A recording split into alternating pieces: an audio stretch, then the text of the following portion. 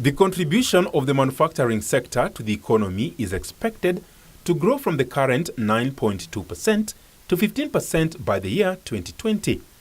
Textile and apparel, leather, agro-processing, construction materials, fish processing, iron and steel are some of the subsectors expected to drive this growth. However, stakeholders now warn that insufficient storage capacity in the country could inhibit the sector's output.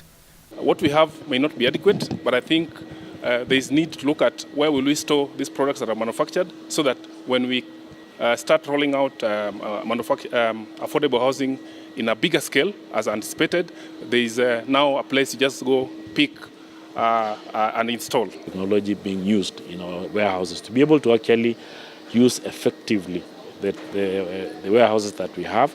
We also need to have what we call the last mile connectivity between our nodes, whether it's the port or the ICD that we have. This is despite heavy investments injected to improve the country's transport and energy infrastructure to reduce the cost of doing business. Nonetheless, transporters say implementation of VAT on petroleum products will impact negatively the cost of goods and services. The 16% even on fuel, of course, impacts on everything, including my fee, because as a service industry, we charge against the services that we issue. Some of these services have an impact of fuel, where you have to ferry your cargo, you have to make sure cargo reaches its destination.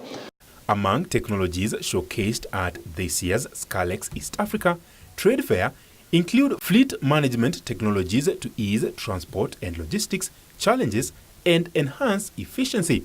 If you reduce the misuse by having a monitoring tool, you can be able to being a little bit lenient on the increase in the end cost to the consumer. So this system can come in quite handy in trying to reduce the wastage level and somehow minimize costs. East Africa alone is estimated to be in need of 10 trillion shillings to bridge infrastructure gap to facilitate trade, especially with adoption of the Continental Free Trade Area. Ronald Owili, Newsa Business.